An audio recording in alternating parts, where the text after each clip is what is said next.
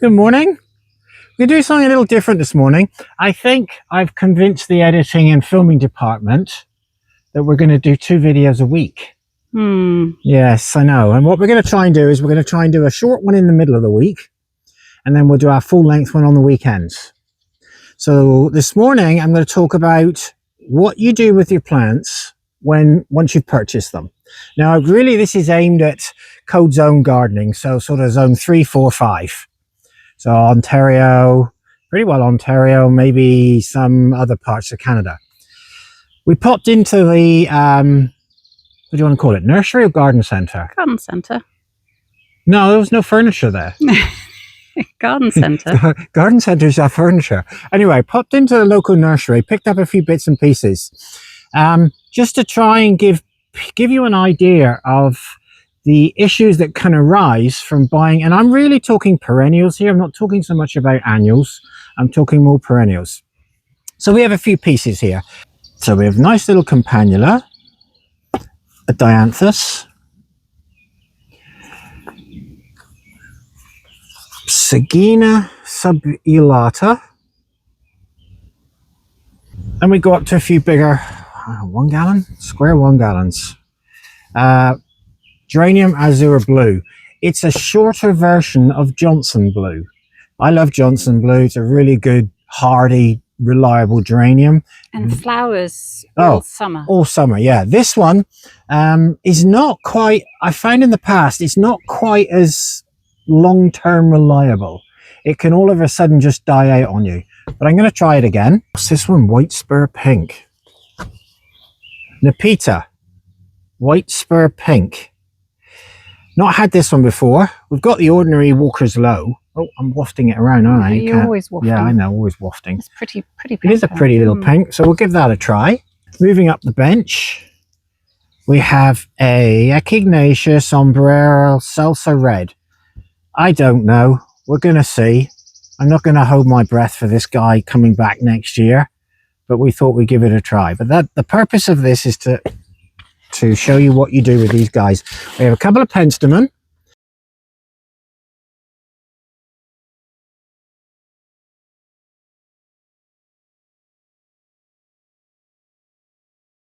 Now these guys, the 2 penstemon, I know will not overwinter. So what I'll do with these is late in the summer, so probably once we're getting into September, I'll take some cuttings. Keep them in the greenhouse for the winter, overwinter them, so I know I'll have them for next year. And then finally, we have a little dwarf scabiosa. The reliability of this over the winter, it'll be the wet, smushy snow that'll kill it, not so much the cold. So again, I would try and take a few cuttings of this one later on. I got the freaking smart ass bloody editor and film person telling me what to say now. So all of these have all been grown, obviously, either by the nursery or by a wholesaler and then bought in. They've all been grown in a protected environment. So in other words, polytunnel greenhouse. They've been forced. They are very, very soft. All of this foliage is very soft. So if you buy this and you take this one home, and this is the same, this goes for all of these that I have on the table here. If you take this home, you plant it out into the garden straight away, it's either gonna, and I think we've lost the risk of frost now. There's actually another cool temperature. Yeah, there's cooler temperatures. The frost won't do the damage, but if you get a combination of cold night, cold wind, you'll get leaf burn. But the biggest damage you will get at this time of year now is sun scorch. We had the possibility of the scorching sun 3 days ago? 3 days ago, and it hit close to 35 degrees with the humidity. If this had been planted straight outside, you would have seen a lot of scorch on it. So what do we mean by scorch? So scorch, I'll show you. I have a rose here, one of my own roses that was in the polytunnel, in the shade tunnel, and I threw it outside because I needed the space. This has sun scorch. So the leaf that you're looking at close there is sun scorch. And there's several like it. There's that one, and then if you go to the very top, this is hardened off a little bit, but it's sun scorch. Okay. Also, now this is not sun scorch, this is the damage done by cold wind. Now this one was in one of my cold frames. Can you stop wafting it? It's not, it's the wind. See, it's the wind's ever so windy. This one was in a cold frame and it had grown fairly well. No protect, it was in the full sun. And then what happened is the temperature dropped. I think it was about 3 or 4 degrees and the wind got up and it was really cold. These leaves were just poking above the cold frame and here's the damage.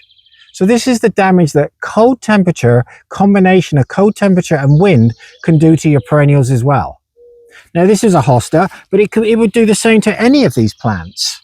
They would all suffer.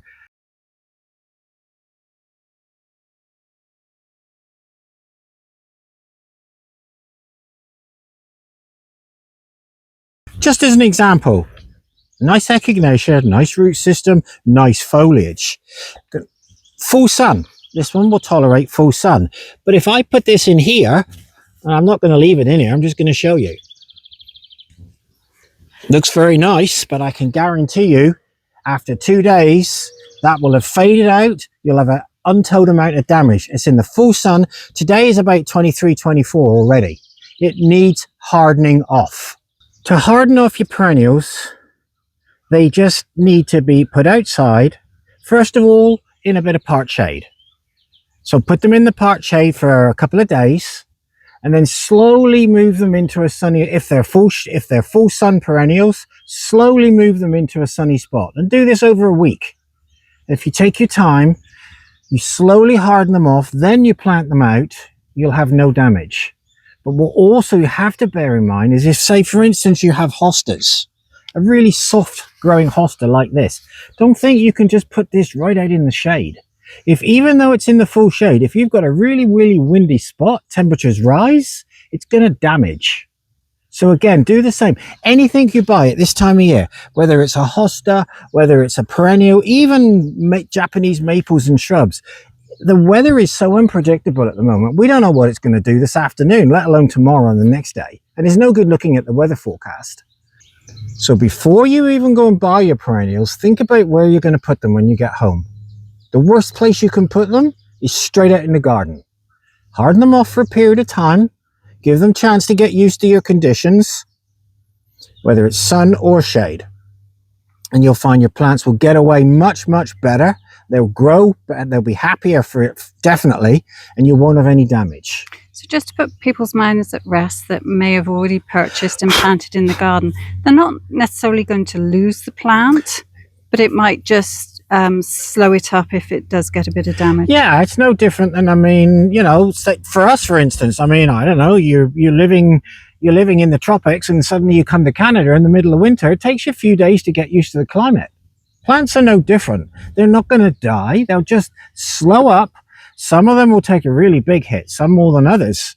For instance, that echinacea, if that gets baking hot, this whole thing will fade out. All the foliage will be faded. It'll go grey-white. And then it takes a plant weeks to recover. So just have a little bit of patience. Do the hardening off process. Now, just as an extra, this is a foxglove. This is one of my own foxgloves. So this has been outside now for about 3 weeks in a cold frame. Now the cold frame is actually in half sun, half shade. It looks very, very soft foliage, but it's not. It's not half as soft as all of this stuff. Now this one now is ready for planting out, but it's been about 2 or 3 weeks. But that's because the weather was cold. I didn't want to put it out when it was cold.